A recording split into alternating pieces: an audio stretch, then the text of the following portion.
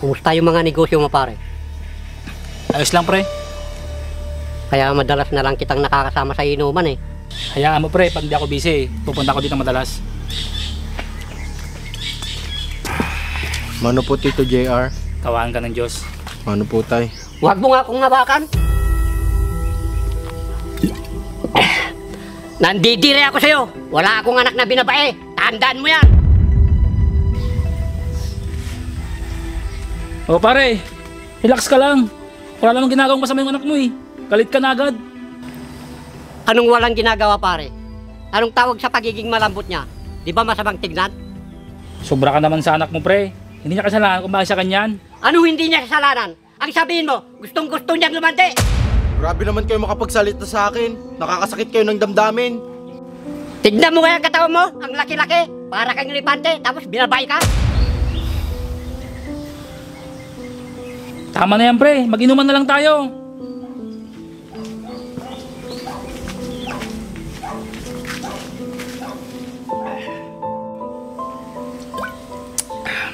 Ito lang masasabi ko sa'yo, pare. Darating ang araw, pagsisisihan mo ang ginagawa mo sa anak mo. Tandaan mo yan. Hindi ako magsisisi, pare. Yung anak kong yun ang magsisisi kung bakit siya naging ganun.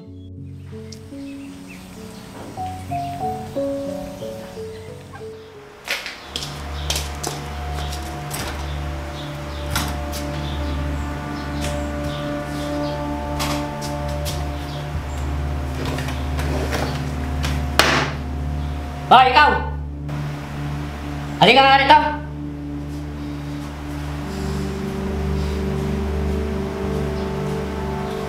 Ipaghain mo nga ako! Nagugutom ako! Tay, wala po atang nakapagluto ngayon ng pagkain. Sa ate po sana yung magluluto ngayon, kaso busy po ata siya. Eh, alam mo na palang busy ang ate mo. Eh, di dapat ikaw lang nagluto. Busy rin po ako, tay. Gumagawa po ako ng assignment. Hindi lang po siguro importante yung ginagawa ko. Nakapagluto rin po sana ako. Sumasagot ka pa! Halika nga rito! At nang makita mong hinahanap ko! Anong gagawin niyo sa akin? Wala naman po akong ginagawang masama. Tay! Tay, tama na po! Aray! Tay! Tatanda ka na siguro yan! Aray! Ah, tay! Ako na po, tama na! Tatanda ka na siguro yan!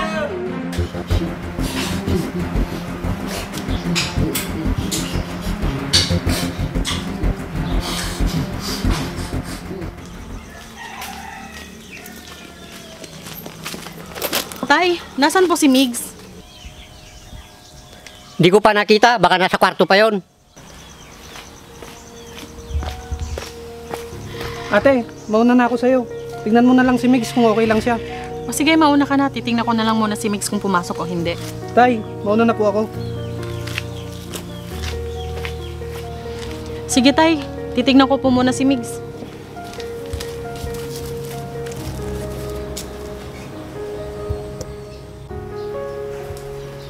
Migs, pwede ba akong pumasok? Sige ate, pasok ka po.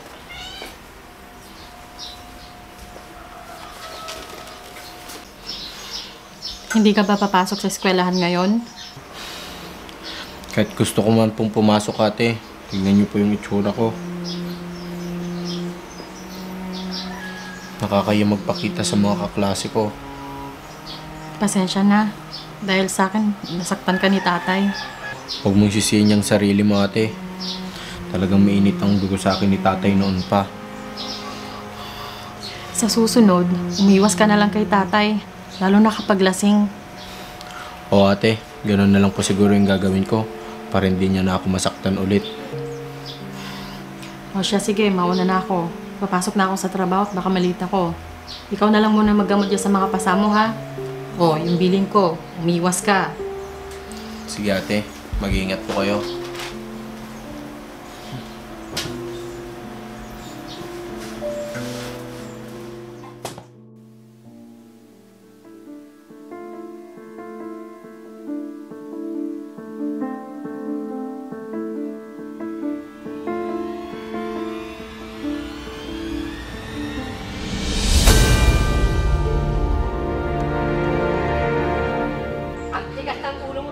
Di ka na nagtanda sa panggugulpi ko sa'yo? Tay, tama na po. Patawarin niyo ako, tay. Tay, bitawan niyo ako, tay. Nasasaktan Tay, ako. tama na po. Tama na tayo, bitawan niyo si Migs. Ano naman ba ang ginawa niya kasalanan at galit na galit kayo? Tingnan nyo nga itsura niya. Nagpapamigat sa mga babae sa kabilang bahay. Kaya ako kinalagkat pa uwi dito. Tay, kahit na. Pinawi niyo na lang sana at kinausap ng maayos. Hindi yung ganito. Wala akong pakialam. Kaya kayong dalawa, huwag makialam. Baka pati kayo tamaan sa akin. Tay, maawa naman po kayo kay Migs. Wala na tayong magagawa kung talagang ganyan na siya. Wala kayong pakialam kahit anong gawin ko sa kanya. Tara, pasok ka sa loob. Tay, tama na po. Tay, tama na po. Tay.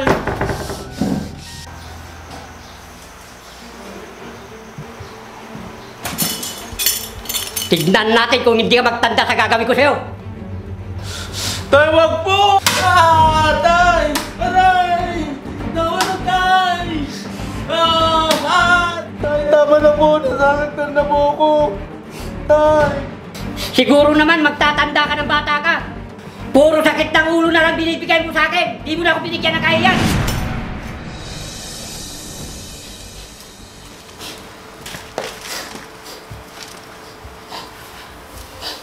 Migs, pasensya ka na kung wala kami magawa ni Jacob kapag binubugbog ka ni tatay. Kaya nga, baka pati kami gulpin ni tatay pag nangyayam kami. Tahan na, Migs. Sana.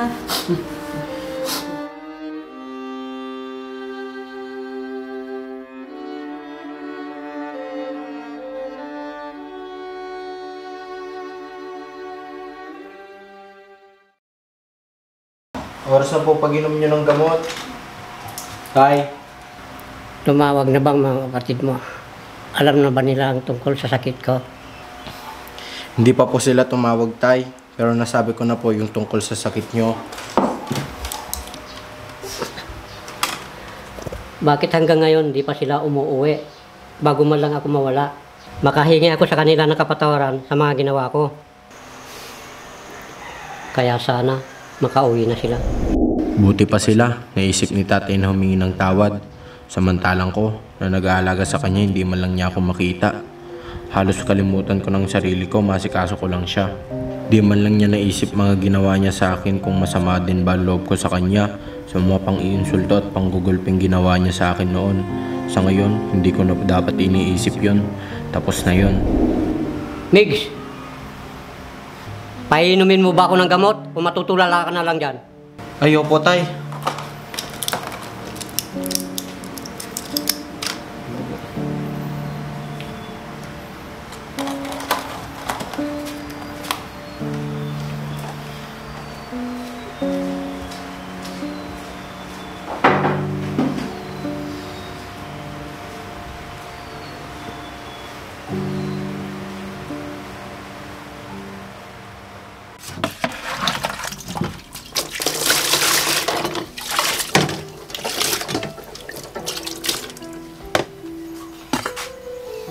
Ito na.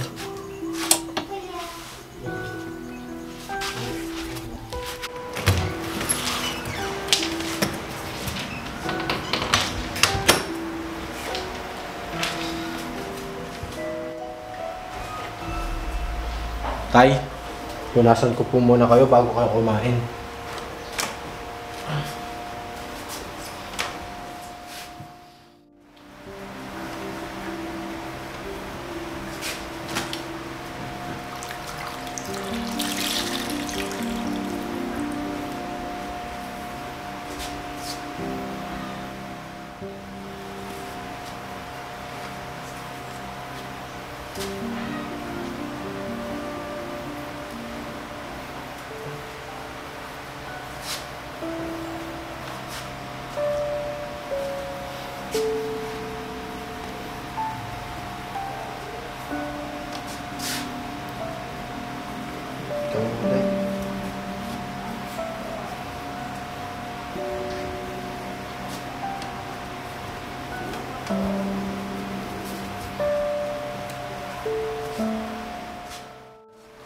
Hindi na yata ako maalala ng mga kapatid mo. Miss na miss ko na sila. Tay, hindi naman po kasi ganun kadalik umuwi at iwan yung trabaho nila. Nasabi ko lang naman yun kasi matagal ko na silang hindi nakikita at makausap. Hayaan niyo po, tay. Pag tumawag po sila, sasabihin kung gusto niyo po silang makausap at makita. Sige tay, ilalabas ko muna itong pinagbihisan niyo.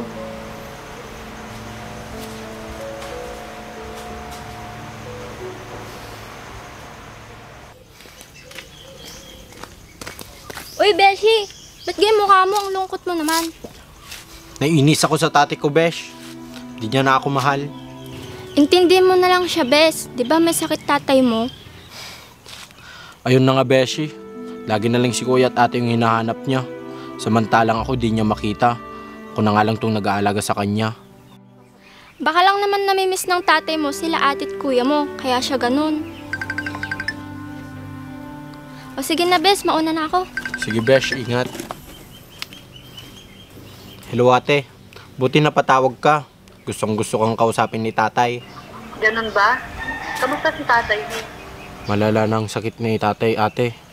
Gusto daw kayo makita ni kuya bago siya mawala.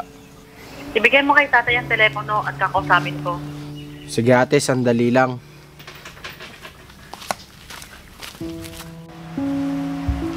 Tay, gusto ko yung kausapin ni ate.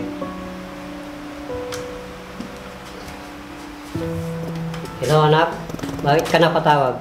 Miss na miss ko na kayo. Kailan kayo uwi dito? Nag-iipon pa po ako, tay.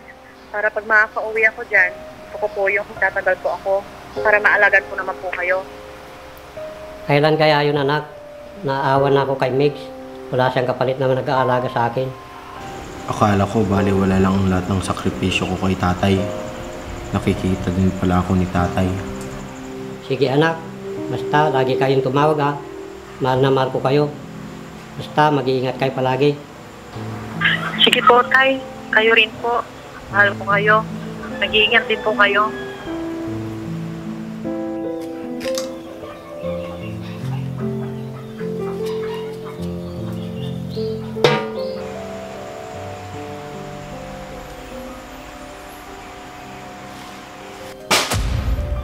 Diyos ko, ano kayong nahulog? Tayo ko na po, huwag nyo na pong pilitin. Baka kayo naman po yung mahulog pag pinilit nyo.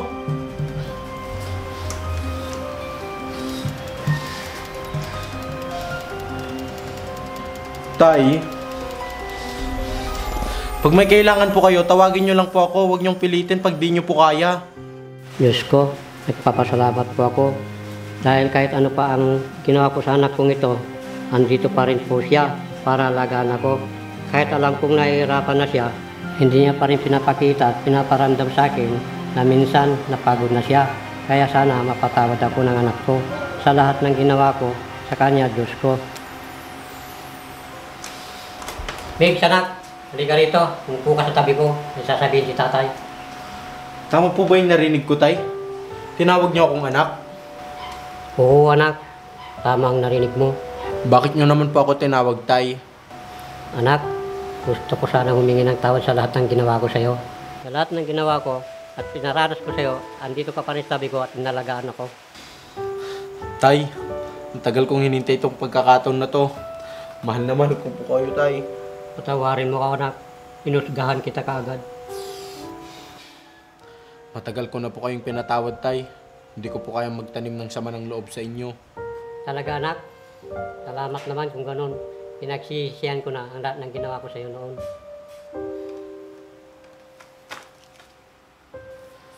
Huwag nyo na pong isipin yun, tay. Tapos na po yun. Di pa huli ang lahat, anak. Hayaan mo, babawi ako sa inyo, lalong-lalo na sa'yo.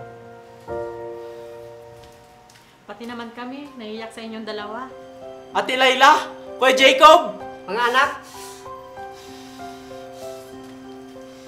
Po, maraming salamat po. Binuo niyo ang pamilya ko bago man lang ako mawala sa mundo ito.